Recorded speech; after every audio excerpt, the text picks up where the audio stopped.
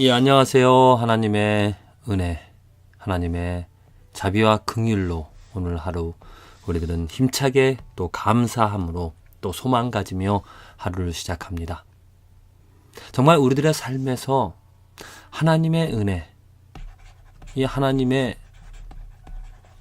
긍휼하심과 자비하심이 없다라면 그 삶이 얼마나 삭막한가. 정말 주위에 제 친구들 이야기를 듣고 그들이 살아가는 또 그들의 문제를 듣다 보면은 정말 하나님의 은혜가 그 부부 관계에 아니면 사람 관계 또 하는 일에 하나님의 은혜가 있어야 그 문제가 해결이 되어지고 정말 그 부부 관계가 회복이 되어지는, 그래서 하나님께 하나님 은혜를 주십시오. 자비를 하나님의 능력으로 저 관계가 회복이 되어지도록 그렇게 간절히 기도를 하게 되어집니다. 그 은혜를 구하게 되어집니다. 사람의 관계에 문제가 있을 수밖에 없습니다. 왜? 우리들은 이기적이기 때문이죠. 이기적이라는 것은 무엇이냐면 죄가 있다는 것입니다. 우리 모두는 다 이기적인 사람입니다. 다른 사람의 것을 먼저 생각하기보다 내 것을 주장하고요. 다른 사람들을 이해한다고 하지만 내가 먼저 이해함을 받기를 원하는 그 이기적인 것이라는 것은 이 죄에서 나옵니다. 그래서 하나님의 은혜라는 것은 무엇이냐면 이 죄의 문제를 해결해 주시는 것입니다. 죄가 무엇인지를 깨닫게 하고요. 그 죄의 문제를 또 해결할 수 없는 우리들 자신의 능력을 하나님의 능력으로 바꿔서 그 죄를 씻는, 죄를 해결하는, 그 죄가 해결이 되어져야 관계가 회복이 되어집니다. 정말 지금 특별히 한국 크리스찬들 가정들 가운데서도 사랑하지 않으면서도 부부로 살아가는 그러한 사람들이 너무나 많이 있습니다. 자녀 때문에 아니면 정 때문에 정말 화목한, 정말 사랑으로 충만한, 아껴주고 돌봐주는 그러한 사랑의 화목한 가정이 하나님께서 원하시는 하나님의 은혜로 이루어져야 될 그런 가정인데, 똑같이 교회는 나가지만 예수 그리스도는 안다고 하지만 정말 진실한 사랑, 뜨거운 사랑, 애절한 그러한 사랑이 없는 그런 모습. 이 가정이 회복될 수 있는, 부부관계가 회복될 수 있는 그 길은 하나님의 은혜를 아는 것입니다. 분명히 하나님의 은혜는 우리들 삶에, 우리들 가정에 있습니다. 그 하나님의 은혜가 분명히 우리들에게 하나님께서 부어주신 그 은혜가 우리에게 있다는 것.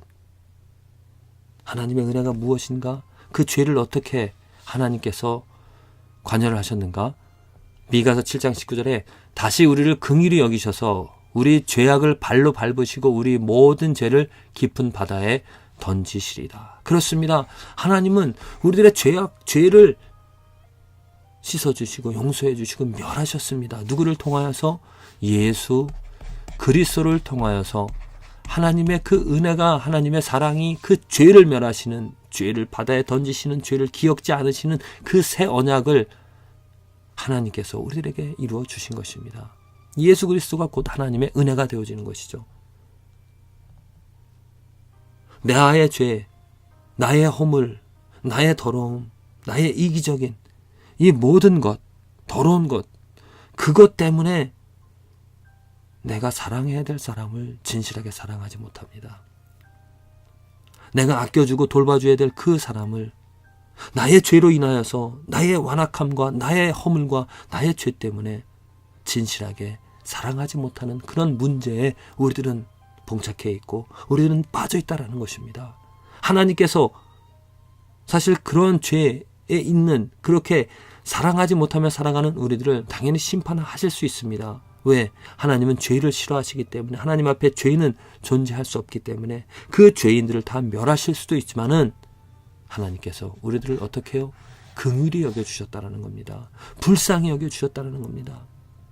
하나님께서 멸하시지 않고 우리들에게 하나님께서 그 죄에 사로잡혀 있는, 죄에 빠져 있는 우리들을 죄를 멸하시고 죄를 죄를 깊은 바다에 던지셔서 우리를 새롭게 해주신 것이죠. 이렇게 나의 허물과 나의 이기적인 나의 완악함, 그 죄에서 예수 그리스도로 말미암아 해방이 된 사람은 새로운 피조물이 되어진 것입니다. 이제 이전 것, 나의 더러운 것들, 나의 허물들, 나의 이기적인 것, 그러한 것들은 다 지나가고 새로운 피조물이 되어졌기 때문에 이제는 진실하게 정말 그 영혼을 사랑하며 그 영혼을 위하여서 나의 부족함을 알듯이 그 상대방의 부족함을 이해하며 도와주고 또한 이해해주는, 용서해주는 그러한 사랑이 가능하게 되어지는 것입니다. 하나님의 사랑, 정말 우리와 같은 하나님, 우리 하나님과 같은 분은 이 세상에 없습니다. 그 하나님이 우리들을 긍휼히 여겨주셔서 우리에게 예수 그리스도를 통하여서 그 하나님의 은혜를 경험하게 하시는, 하나님의 은혜를 주시는 예수 그리스도 안에서 우리들은 충분히 언제나 확실하게 하나님의 은혜를, 하나님의 사랑을, 하나님의 능력을 경험할 수가 있습니다. 예수 그리스도 이름으로 말미암아 우리들은 날마다 그 죄에서 벗어나 해방이 되어져서 새로움을 가지고 예수 그리스도의 이름 때문에 힘차고 또한 활기 있는, 능력 있는 소망을 가지며 살아갈 수 있다라는 것이죠. 무엇에 희망이 있습니까? 간혹 크리스찬들은 나의 의, 내가 이루는, 내가 행하는 일들로 소망을 가지고자 합니다. 열심히 기도하고요. 또 열심히 전도하고 또 열심히 무엇인가 내가 행하는 그런, 내가 이렇게 하고 있기 때문에, 내가 이렇게 이루고 있기 때문에 뭔가 감사함을 하나님께 드립니다. 그것은 자기 의를 의지하는, 자기 능력을 의지하는 잘못된 신앙이 되어집니다. 인간은 완전하지 못하기 때문에 하루 이틀 그렇게 한다 하더라도 또 시간이 지나면 금방 지치고 또 몸이 아파지고 또 그렇게 내가 원하는 대로, 하나님이 바라시는 대로 하지 못하는 경우가 있습니다. 그렇게 되면 어떻게 되어집니까? 낭망이고 좌절함이 되어지죠. 짜증이 납니다. 그러다 보면 배우자에게 또 다른 사람에게 상처를 줍니다. 그렇게 부족한, 그렇게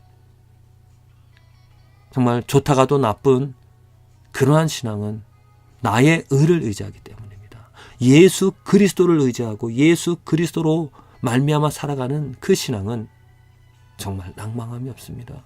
왜? 예수 그리스도에게 그 힘이 있는 것이고 나는 정말 죽어지고 오직 예수 그리스도의 이름으로, 예수 그리스도로 말미암아 살아가는 그러한 삶이기 때문에 기쁨이 무엇입니까? 예수 그리스도입니다. 즐거움이 무엇입니까? 은혜가 무엇입니까? 충만함이 무엇입니까? 예수 그리스도입니다. 예수 그리스도 그 이름을 부를 때 기쁨이 있는 것이고요. 예수 그리스도를 생각하고 그의 말씀을 지키고자 할 때 능력으로, 내 능력으로 살아가는 삶이 아닌 하나님의 능력으로, 그리스도의 능력으로 살아가게 되어집니다. 베드로가 안진뱅이를 일으킬 수 있다는 건 그의 능력으로는 불가능한 일입니다. 예수 그리스도 이름, 나사렛 예수 그리스도의 이름이 그 안진뱅이를 일으켜 세웠던 것이죠. 우리 삶에서 우리들의 문제 많이 있습니다. 왜? 죄인이기 때문이죠. 죄 속에 살아가기 때문입니다. 어떻게 그 죄들을 이겨낼 수가 있겠습니까? 예수 그리스도가 답입니다. 예수 그리스도 이름을 부르십시오. 그 이름을 부르는 삶, 그 이름을 부르는 자에게 하나님의 은혜와 자비가 있습니다. 예수 그리스도만을 바라보십시오. 예수 그리스도만을 바라보는 자에게 하나님의 능력이 또한 소망이 생겨질 것입니다. 그래서 그 예수 그리스도 이름으로 말미암아 정말 내가 할 수 없는, 내가 이루어낼 수 없는, 내가 경험할 수 없는 그 하나님의 은혜와 자비를 날마다 순간마다 경험하게 되어지리라 믿습니다. 부디 예수 그리스도 안에서 오직 예수 그리스도로 말미암아 하나님의 은혜, 하나님의 사랑, 무한하신 정말 끝없는 헤아릴 수 없는 그 사랑을, 자비를 경험하게 되어지시기를 간절히 기도를 드립니다.